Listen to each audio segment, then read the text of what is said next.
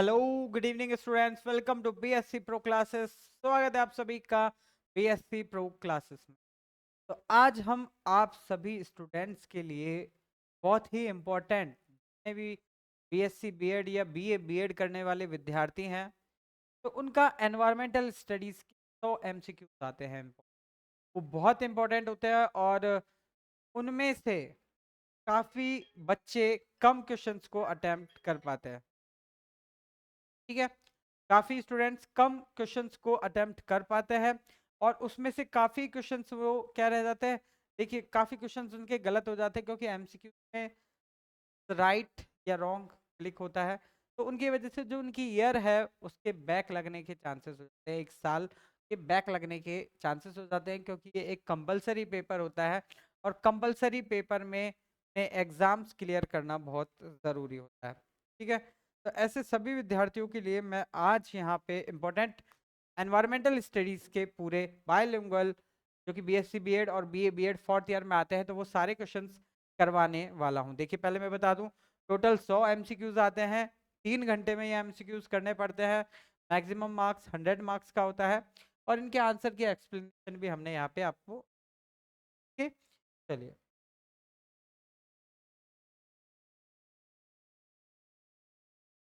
तो बात करते हैं।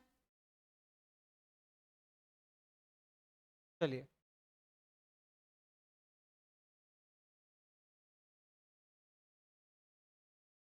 यहाँ पे इसमें 4 विकल्प दिए गए हैं। ठीक है, और सही उत्तर को हरे ब्लॉक से हमने रिप्रेजेंट किया है। ठीक है, आप सबको एक क्वेश्चन देखिए। तो पारिस्थितिकी तंत्र की सर्वप्रथम संकल्पना प्रस्तावित की थी, किसने की थी? तो अर्नेस्ट हैकल ने पारिस्थितिकी तंत्र की सर्वप्रथम संकल्पना प्रस्तावित की थी। ओके, और देखिए सही उत्तर भी इसका अर्नेस्ट हैकल है क्योंकि 1866 में सर्वप्रथम इकोलॉजी शब्द दिया था अर्नेस्ट हैकल ने और एजी टेंसले ने 1935 को इकोसिस्टम कॉन्सेप्ट दिया था। ओके, तो यहाँ पे इकोलॉजी शब्द किसने दिया था? इकोलॉजी शब्द पारिस्थितिकी तंत्र, ये हमारा अर्नेस्ट हैकल द्वारा दिया गया है और इकोसिस्टम कॉन्सेप्ट दिया। ओके, और यहाँ पे इकोलॉजी इन इंग्लिश भी दिया हुआ है। अब देखिए, नेक्स्ट क्वेश्चन है कि it is non conventional source of energy, गैर परंपरागत ऊर्जा का स्रोत है। तो ऑप्शन सी करेक्ट आंसर है, भूतापीय ऊर्जा। ठीक है, क्योंकि कोयला, पेट्रोलियम, प्राकृतिक गैस परंपरागत हैं और भूतापीय ऊर्जा का गैर परंपरागत है। Okay, means the non conventional source of energy is geothermal energy. And next question number third, the pioneer of green revolution in India, Bharat में हरित क्रांति के प्रणेता थे। तो इसका करेक्ट आंसर होगा एम एस स्वामीनाथन, क्योंकि एम एस स्वामीनाथन ही भारत में हरित क्रांति लेके आए थे। अब यहाँ पे देखिए क्वेश्चन नंबर फोर्थ क्या है। अब क्वेश्चन नंबर फोर्थ ये है अपना कि भाई पर्यावरण शिक्षा का क्या उद्देश्य है। पर्यावरण शिक्षा means the aim of environmental studies, the aim of environmental education. पर्यावरण शिक्षा का मुख्य उद्देश्य है, देखिए, जागरूकता, अवेयरनेस, नॉलेज, ज्ञान, पार्टिसिपेशन, सहभागिता, ऑल ऑफ दिस। तो ये उपरोक्त सभी पर्यावरण शिक्षा का उद्देश्य। तो correct answer all of this आएगा इसमें। पर्यावरण शिक्षा का उद्देश्य में जागरूकता, ज्ञान, दृष्टिकोण, कौशल, सहभागिता सभी शामिल होते हैं। Means environmental education aim at awareness, knowledge, attitude and participation of all. अब देखिए, ग्लोबल वार्मिंग का कारण है, तो ग्लोबल वार्मिंग का कारण CO2 गैस मानी जाती है। CO2 मुख्य ग्रीन हाउस गैस है जो कि वैश्विक तापमान के लिए उत्तरदायी है। अब बात करें, जैसे पर्यावरण शब्द लिया गया था, पर्यावरण शब्द कहाँ से लिया गया था? देखिए, एनवायरमेंट फ्रेंच शब्द एनवायरनर से लिया गया है जिसका अर्थ होता है घेरना, चारों तरफ से घेरा हुआ। के environment derive from the French word environner means surround. अब यहाँ पे देखिए, next example of non renewable source, अनवीनीकरण संसाधन का उदाहरण है, तो उसमें खनिज, खनिजों को हम दोबारा से नवीनीकरण नहीं कर सकते, तो खनिज को बनने में क्या लगता है? लाखों वर्ष का समय लगता है, इसलिए वो अनवीनीकरणीय है, मीन्स नॉन रिन्यूएबल है।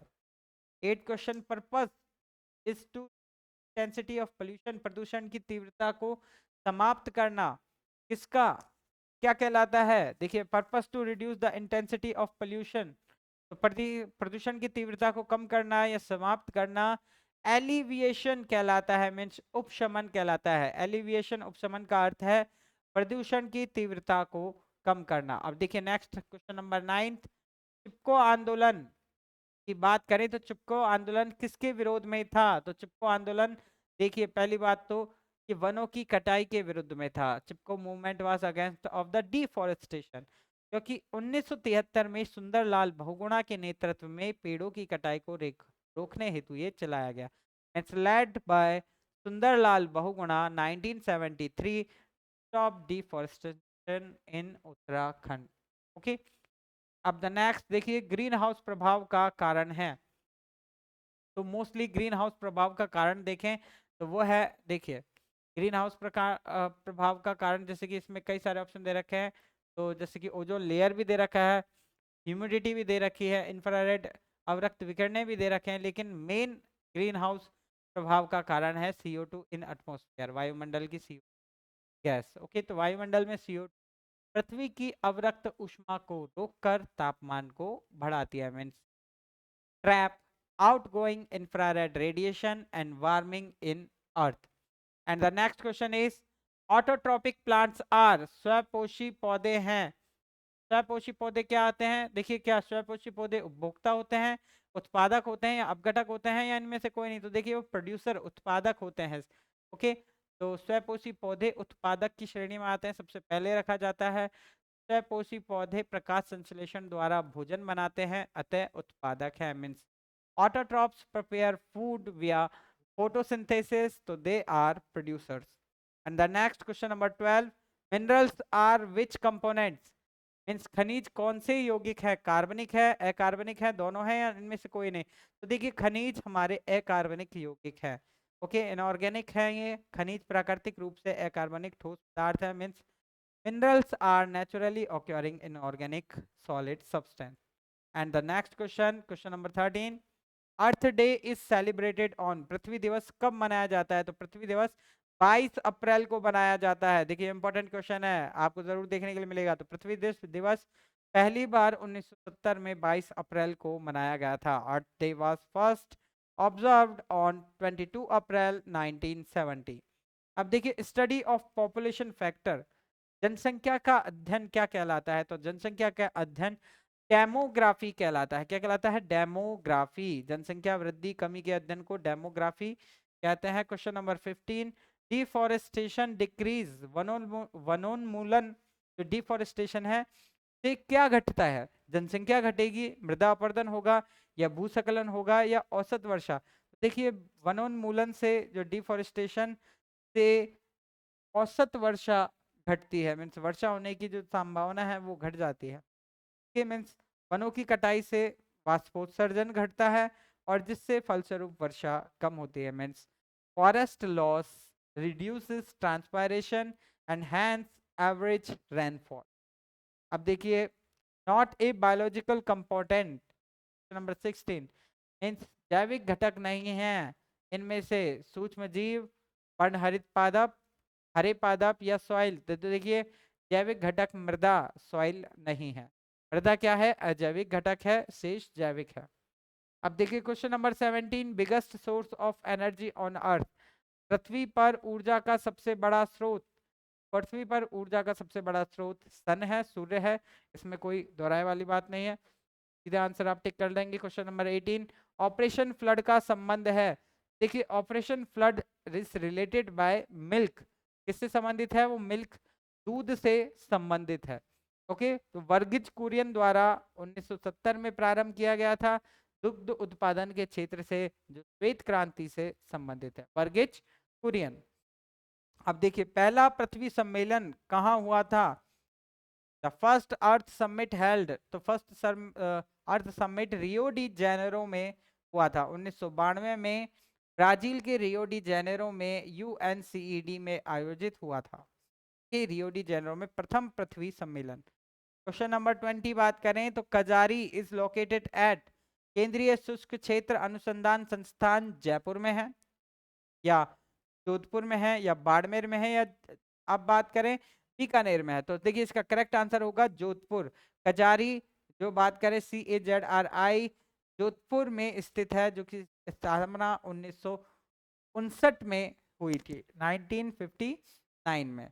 अब यहाँ पे देखिए, case of respiratory disease in cities, शहरों में श्वसन रोग का कारण है क्या है? स्मोक, धुआं, धुंध, ये सब शहरों में श्वसन रोग का कारण है।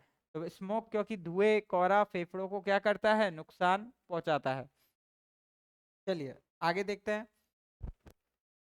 देखिए WWF सिंबल एनिमल है, WWF का प्रतीक पशु है, तो WWF का प्रतीक पशु है पांडा। ओके, क्या है? विशाल पांडा, जिएंट पांडा। अब देखिए अफेक्ट ऑफ पॉपुलेशन एक्सप्लोजन, जनसंख्या विस्फोटक के प्रभाव हैं, तो प्रदूषण भी है, आवास की कमी भी है, सुविधाओं की कमी भी है, ये तीनों इसके क्या हैं? इसके प्रभाव हैं, दुष्प्रभाव, ऑल ऑफ दीज सभी। क्वेश्चन नंबर 24, पारिस्थितिकी का अध्ययन कहलाता है ऑर्गेनिज्म एंड एनवायरनमेंट, ये कहलाता है जीव व वातावरण। अब देखिए करेक्ट आंसर इकोलॉजी, जीव व उसके वातावरण के संबंधों को, अध्ययन को कहते हैं the study of the relationship between organism and environment. और question number 25, gas with largest percent in atmosphere, वायुमंडल में सबसे अधिक गैस है, कौन सी है? नाइट्रोजन गैस है। ओके, क्योंकि देखिए नाइट्रोजन कितना है? 78% अप्रोक्स, ऑक्सीजन 21%। अब देखिए ह्यूमन राइट्स डिक्लेयर्ड बाय, मानव अधिकार घोषित है UNO। Okay, human rights declared by किसके द्वारा डिक्लेयर किया जाता है? तो ह्यूमन राइट्स UNO के द्वारा। ओके, तो UDHR 10 दिसंबर, जो UN है संयुक्त राष्ट्र संघ, यूनाइटेड नेशन ऑर्गेनाइजेशन, तो UDHR 10 दिसंबर 1948 को UN महासभा द्वारा मानवाधिकार को घोषित किया गया, ह्यूमन राइट एसोसिएशन। अब देखिए, not A part of aquatic ecosystem, जलीय तंत्र का हिस्सा नहीं है, कौन सा? द्वीप के इसलैंड, जो द्वीप है वो जलीय तंत्र का हिस्सा नहीं है, बाद बाकी तालाब, डेल्टा, झील, ये सब जलीय तंत्र का हिस्सा है। और द्वीप स्थलीय पारिस्थितिक तंत्र का हिस्सा है, means Iceland is terrestrial ecosystem. अब यहाँ पे देखिए, diesel bacteria present in stool, देखिए means diesel bacteria present in means मल में किस रोग के जीवाणु होते हैं? तो इसमें टाइफाइड के जीवाणु हमें देखने के लिए मिलते हैं, मींस साल्मोनेला टाइफी मल के माध्यम से फैलता है, salmonella typhi spread via phaco orally, means faces, मल के द्वारा फैलता है। अब देखिए द हेवन ऑफ बर्ड्स, कौन सी सिटी को जाना जाता है हेवन ऑफ बर्ड? मींस पक्षियों का स्वर्ग, तो इसमें केवला देव आता है, अपना नेशनल पार्क केवला देव। ओके, केवला देव जो कि भरतपुर में है, यूनेस्को स्थल है। अब इसके बाद बात करते हैं क्वेश्चन नंबर 30 पे, द आर्टिफिशियल इकोसिस्टम मींस कृत्रिम पारिस्थितिकी, कृत्रिम पारिस्थितिकी बात करें में आता है जो कृत्रिम तरीके से बनाई हुई पारिस्थितिकी तंत्र, जैसे कि इसका करेक्ट आंसर है पैडी, धान का खेत, क्योंकि कृत्रिम मनुष्य द्वारा बनाया जाता है। तो धान का खेत क्या होता है? मानव निर्मित होता है। Paddy field is human made. Question number 31, disaster management related to, आपदा प्रबंधन का संबंध किसमें है? तो देखिए आपदा प्रबंधन का संबंध United nation disaster management territory या टीम। ओके, तो यहाँ पे करेक्ट आंसर होगा इसका UNDMT, आपदा प्रबंधन UNDMT, United nation disaster management team. अब देखिए क्वेश्चन नंबर 32, पर्यावरण का महत्वपूर्ण घटक है, इंपॉर्टेंट कंपोनेंट ऑफ एनवायरनमेंट, तो वायु सबसे इंपॉर्टेंट कंपोनेंट है, एनवायरनमेंट का महत्वपूर्ण घटक है। ओके, तो वायुमंडल में जीवन हेतु सभी क्या है? गैसें हैं।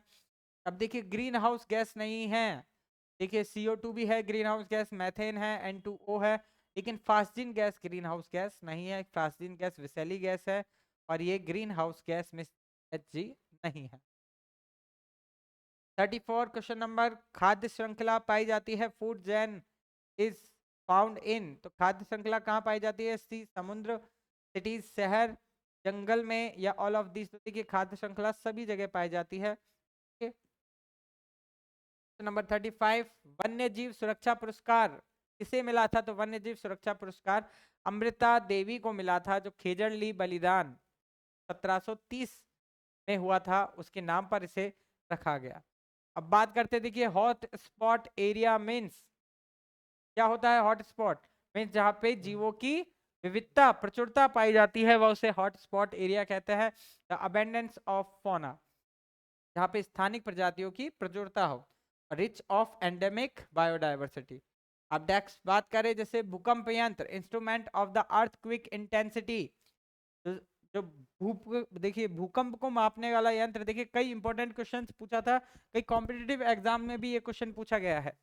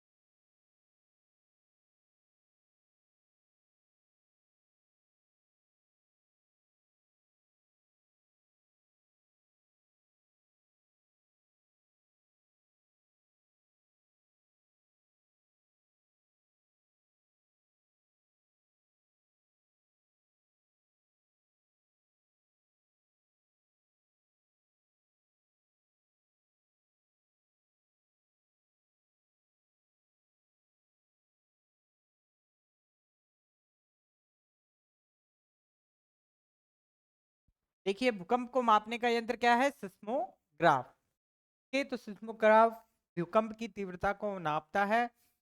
रेड डाटा बुक किससे संबंधित है? तो रेड डाटा बुक विलुप्त जीवों से मींस एंडेंजर्ड स्पीशीज से संबंधित है। तो IUCN द्वारा संकटग्रस्त प्रजातियों की रेड डाटा बुक में डाली गई है। अब देखिए वाइल्ड लाइफ इंस्टीट्यूट की WLI is located, wild life institute कहाँ पर है? वाइल्ड लाइफ इंस्टीट्यूट देहरादून में है। देहरादून में स्थापना 1982 में की गई थी। ओके, अब देखिए UV rays blocked by, UV rays किसको रोकती है? तो वो ओजोन मंडल को, ओजोन मंडल जो होता है यूवी रेस को रोकता है नीचे आने में। तो ओजोन परत यूवी को अवशोषित करती है, जो समताप मंडल में स्थित होती है मींस स्ट्रेटोस्फीयर में। अब देखिए पीडोलॉजी इस स्टडी ऑफ, पीडोलॉजी किसकी स्टडी होती है? Pedology is the study of soil, मृदा, मृदा के अध्ययन को पीडोलॉजी कहते हैं means soil science. Question number 42, अनअपघटनीय पदार्थ है, non degradable substance. Non degradable substance है DDT, dichloro diphenyl toluene. Okay, तो अब यहाँ पे जो DDT है वो हमारा एक जैव संचयी जैव अवघटनीय कीटनाशक पदार्थ है। अब देखिए एसिड रेन केस्ड बाय, अम्लीय वर्षा किसके कारण होती है? तो सल्फर डाइऑक्साइड के कारण अम्लीय वर्षा होती है, क्योंकि सल्फर डाइऑक्साइड SO2 जब H2O से मिलती है तो H2SO4 का निर्माण करती है। ओके, अब देखिए क्योटो सम्मेलन कहाँ हुआ था?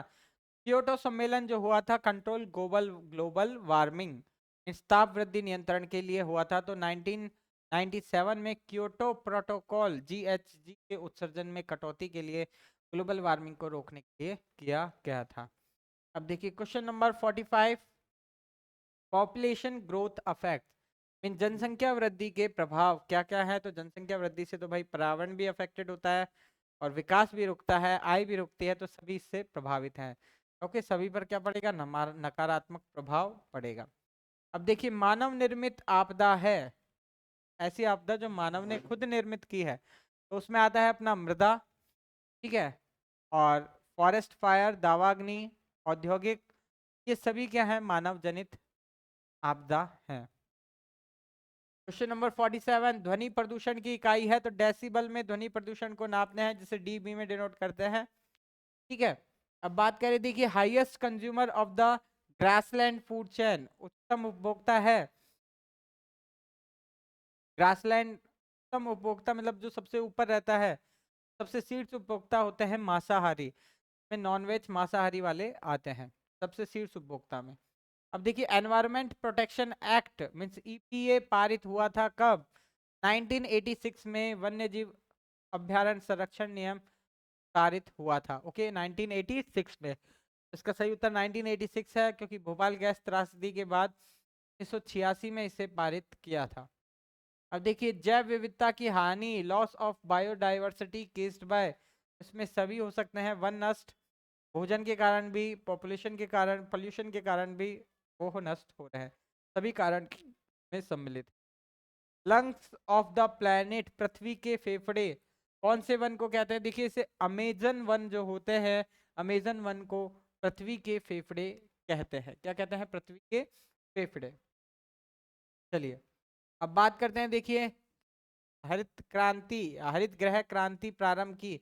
हरित क्रांति सबसे पहले प्रारंभ की थी पंजाब ने। पंजाब को हरित क्रांति का अग्रणी राज्य माना जाता है।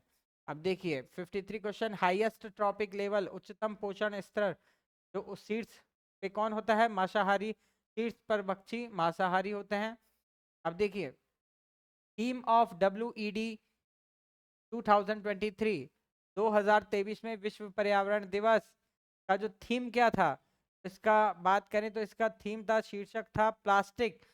2023 में प्लास्टिक के रोक पे प्लास्टिक प्रदूषण समाधान के लिए बनाई गई थी, तो 2023 का बीट प्लास्टिक पोल्यूशन। अब देखिए क्वेश्चन नंबर 55, प्रोजेक्ट टाइगर कब शुरू हुआ था? कई बार पूछा गया क्वेश्चन है। तो प्रोजेक्ट टाइगर 1973 में शुरू किया गया था। कब शुरू किया गया था? 1973 में। तो सही उत्तर है देखिए 1 अप्रैल 1973 को जिम कार्बेट से प्रोजेक्ट टाइगर को शुरू किया था। जिम कार्बेट पार्क, ये भी पूछा जा सकता है आपकी बार, तैयार रहना। देखिए एनर्जी फ्लो इन इकोसिस्टम, ऊर्जा का प्रवाह क्या होता है? हमेशा एक दिशा में होता है। ऊर्जा का प्रवाह हमेशा एक दिशा में होगा, ऊर्जा एक दिशीय प्रवाहित होती है। अब देखिए वाटर बॉर्न डिजीज, जल जनित रोग है, तो अतिसार डायरिया जल जनित रोग है। ओके जल से फेंकता है। एजेंसी मेजरिंग पोल्यूशन, प्रदूषण का मापन करने का कार्य कौन करती है? तो ये CPCB प्रदूषण के मापन का कार्य करती है, CPCB। ओके तो करेक्ट आंसर इसमें सेंट्रल पोल्यूशन कंट्रोल बोर्ड, जिसे CP कहते हैं, केंद्रीय प्रदूषण नियंत्रण बोर्ड 1974 में बनाया गया था। अब देखिए जैविक कीटनाशक वृक्ष, जैविक कीटनाशक प्राकृतिक रूप से कीटनाशकों कीटों का नाश करने के काम में आता है, तो वो है हमारा नीम। ओके अब देखिए नीम से क्या होता है? अजय अजेडायरेटिन प्राप्त होता है। ओके अजेडायरेटिन जो कि प्राकृतिक क्या है? जैविक कीटनाशक वृक्ष है। अब देखिए question of global warming, global warming का कारण कौन सी गैस है? CO2 गैस है। CO2 प्रमुख की वृद्धि का कारण है। बात करते हैं देखिए क्वेश्चन नंबर 61 की, तो गिर अभ्यारण्य किसके लिए प्रसिद्ध है? गिर अभ्यारण्य एशियाई शेरों के लिए प्रदेश प्रसिद्ध है। एशियाई शेरों का क्या है? एकमात्र आवास है। अब देखिए ग्रीन मफलर किससे संबंधित है? तो ग्रीन मफलर ध्वनि से संबंधित है, नॉइज पोल्यूशन, ध्वनि प्रदूषण से, मीन्स सड़कों रेलवे के किनारे पेड़ लगाकर शोर को कम करना, ये तो ये पोल्यूशन से रिलेटेड है ग्रीन मफलर। अब देखिए अंतरराष्ट्रीय ओजोन दिवस कब मनाया जाता है? तो 16 सितंबर को अंतरराष्ट्रीय ओजोन दिवस मनाया जाता है। वास्तविक तिथि क्या है? 16 सितंबर। ओके तो विकल्प ए। अब देखिए हर्बीवियरस इन फूड चेन आर, खाद्य श्रृंखला में शाकाहारी है, तो प्राथमिक उपभोक्ता खाद्य श्रृंखला में शाकाहारी होता है, हर्बीवोरस होता है, primary consumer. Question number 65, first biogas plant in India, प्रथम बायोगैस संयंत्र कहाँ लगाया गया था इंडिया में? वो आगरा में लगाया गया था। तो 1897 में IARI मटुंगा मत्स्य, IARI बुटल के अनुसार आगरा के मटुंगा गांव उत्तर प्रदेश में सबसे पहले इसे लगाया गया था, सर्वप्रथम बायोगैस संयंत्र। अब देखिए क्वेश्चन नंबर 66, रेंगती हुई मृत्यु, क्रीपिंग डेथ किसे कहते हैं? तो रेंगती हुई मृत्यु कहते हैं सोइल इरोजन, मृदा अपरतन को क्रीपिंग डेथ कहते हैं, मीन्स रेंगती हुई मृत्यु। क्वेश्चन नंबर 67, राष्ट्रीय पार्क सुरक्षा means national park provide security for national park.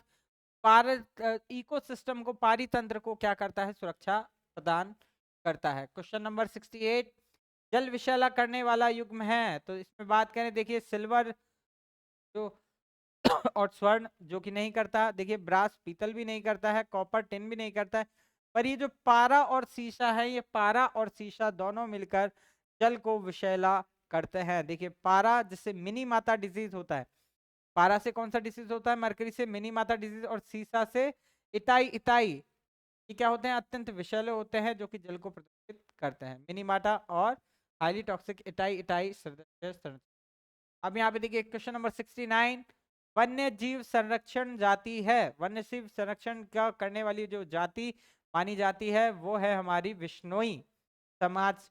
Bishnoi समाज वन्य जीव संरक्षण के लिए जानी जाती है। Tribe conserving wild life in Rajasthan is Vishnoi. अब देखिए बिश्नोई समुदाय जो कि गुरु जम्बेश्वर द्वारा जिनकी जो नींव है वो रखी गई थी। अब देखिए हाइड्रोस्फीयर जलमंडल कितना प्रतिशत है? तो हाइड्रोस्फीयर की बात करें तो 71% जो सतह है हाइड्रोस्फीयर मीन्स जलमंडल से ढकी हुई है। अब देखिए एड्स क्या है? एड्स विषाणु किससे फैलता है? तो एड्स का विषाणु है HIV human immuno deficiency virus. तो नंबर 71 हो गया। 72 की बात करें तो विश्व वानिकी दिवस, विश्व वन दिवस जो कि 21 मार्च को बनाया जाता है। विश्व वानिकी दिवस 21 मार्च को बनाया जाता है, इंटरनेशनल डे ऑफ फॉरेस्ट। अब देखिए क्वेश्चन नंबर 73, बायोडीजल फसल, बायोडीजल क्रॉप जो कि बात करें जेट्रोफा, जेट्रोफा के बीज से बायोडीजल बनाया जाता है। जेट्रोफा का बीज है जिससे जो तेल निकलता है उसका एज ए बायोडीजल हम यूज करते हैं। अब बात करें मिनिमम पोल्यूटिंग फ्यूल मीन्स न्यूनतम प्रदूषण ईंधन, तो हाइड्रोजन से बनने वाला जो फ्यूल है उससे न्यूनतम प्रदूषण होता है। करेक्ट आंसर होगा इसमें H2, क्योंकि H2 जलकर क्या होता है? H2O देता है। अब देखिए सीज इंक्लूड, सीज क्या होता है? कि सीज क्षेत्र इसमें आते हैं अपने, देखिए जयपुर जैसलमेर और बाड़मेर आते हैं सीज क्षेत्र, SZZ क्षेत्र। ओके जयपुर जोधपुर जैसलमेर बाड़मेर इसके अंदर मुख्य आते हैं कि जोधपुर जैसलमेर बाड़मेर। JP यहाँ पे जोधपुर है, देखिए थोड़ा ध्यान रखिएगा, जयपुर नहीं है जोधपुर है। ओके तो राजस्थान की जोधपुर जैसलमेर व बाड़मेर इसमें आते हैं सीज क्षेत्र में आते हैं। अब देखिए भूजल गिरावट है main case of ground water depletion, भूजल में गिरावट ट्यूबवेल और पंप। ओके सिंचाई हेतु ट्यूबवेल का अत्यधिक उपयोग करते हैं जिससे भूमि का जो जल है वो कम हो जाता है। क्वेश्चन नंबर 77, पर्यावरण जागरूकता संगठन एनवायरमेंटल अवेयरनेस ऑर्गेनाइजेशन क्या है? तो UNEP भी है, WWF भी है और IES है। तो तीनों ये क्या करते हैं? संगठन पर्यावरण जागरूकता फैलाते हैं। अब देखिए सालिम अली का संबंध किससे है? तो ये प्राकृतिकविद थे, पर्यावरणविद थे, प्रसिद्ध पक्षी वैज्ञानिक थे। सालिम अली बर्डमैन ऑफ इंडिया जिसे प्रसिद्ध पक्षी विज्ञानी भी कहते हैं। प्रकृतिवादी थे, एक नेचुरलिस्ट, ऑर्निथोलॉजिस्ट भी कहते हैं। अब देखिए नाभिकीय दुर्घटना क्या होती है? नाभिकीय दुर्घटना से कहते हैं, देखो चेरनोबिल, चेरनोबिल दुर्घटना होती है उसे नाभिकीय दुर्घटना कहते हैं। चेरनोबिल 1986 में USSR नाभिकीय भोपाल रासायनिक जो घटना हुई थी जिसमें गैस कांड हुआ था उसे चेरनोबिल डिसेस्टर कहते हैं।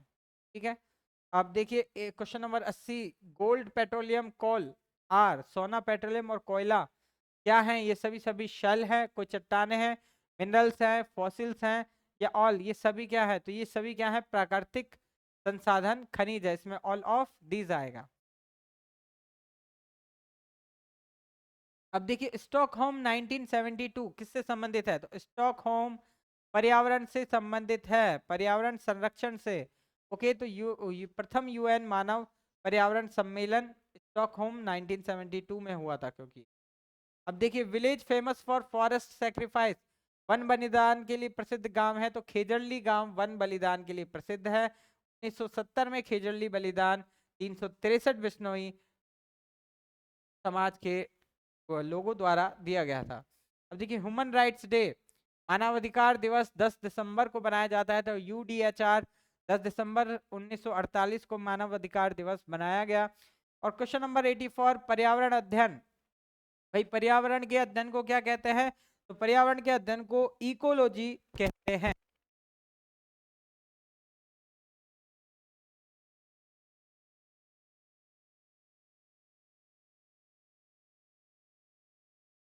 पर्यावरण के अध्ययन को इकोलॉजी कहते हैं। Ecology is the science of environment.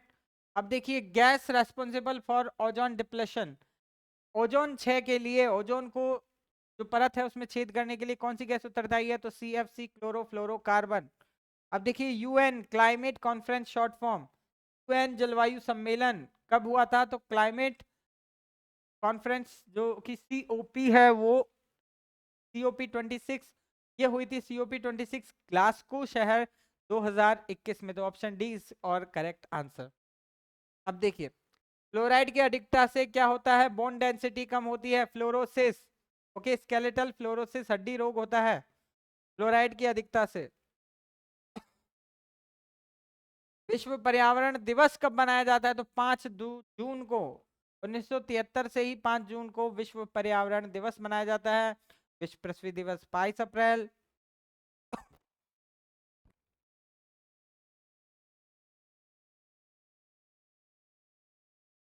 और विश्व वन दिवस 10 मार्च।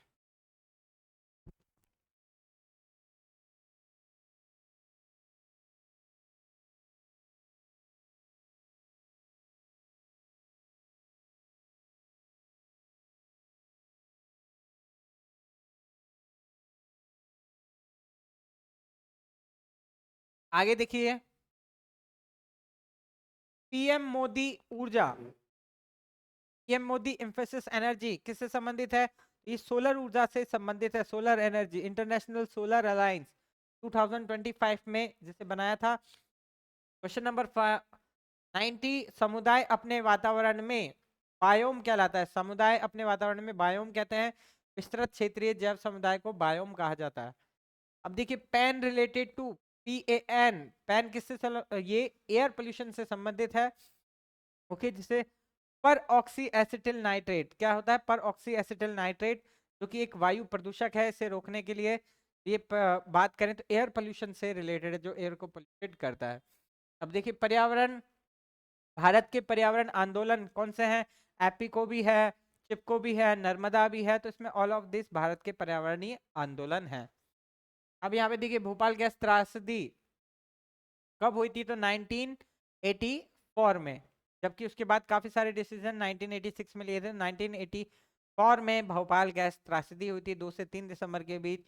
1984 में MIC, मिथाइल आइसोसाइनेट का लीकेज हुआ था। क्वेश्चन नंबर 94, पर्यावरण मुक्त ऊर्जा क्या है? तो देखिए सोलर, प्रदूषण मुक्त ऊर्जा। ओके, मीन्स ऐसी ऊर्जा जिसमें प्रदूषण नहीं होता। तो सोलर एनर्जी में कोई प्रदूषण नहीं होता है, वायु एनर्जी में कोई प्रदूषण नहीं होता है, और टिडल जो लहरें होती हैं, तरंगे होती हैं, उसमें भी कोई प्रदूषण नहीं होता है। तो ये सभी क्या है? प्रदूषण मुक्त। क्वेश्चन नंबर 95, तो जनगणना मंत्रालय किसके अंतर्गत आता है? तो गृह मंत्रालय के अंतर्गत आता है जनगणना मंत्रालय। अब देखिए नीरी लोकेटेड इज, नीरी कहाँ पे लोकेटेड है? तो नीरी क्या है? National environment engineering research institute जो कि नागपुर में स्थित है। तो नीरी कहाँ स्थित है? National environment engineering research institute Nagpur. अब यहाँ पे देखिए 1907 में कैंसर का कारण क्या होता है? तो रेडियो एक्टिव पदार्थ जो कि DNA को क्षति पहुंचाते हैं। Question number 98, pH of rain water, वर्षा के जल की pH क्या होती है? तो वो 6 होती है। वो थोड़ा क्या होता है? एसिडिक होता है। तो सामान्य वर्षा का pH 5.6, तो इसके दिए गए विकल्पों में निकट क्या है? 6 है। अब देखिए डॉप्सन इज, डॉप्सन किसकी यूनिट है? तो ये ओजोन की यूनिट है, जिससे डॉप्सन से ओजोन की मोटाई का मेजरमेंट किया जाता है।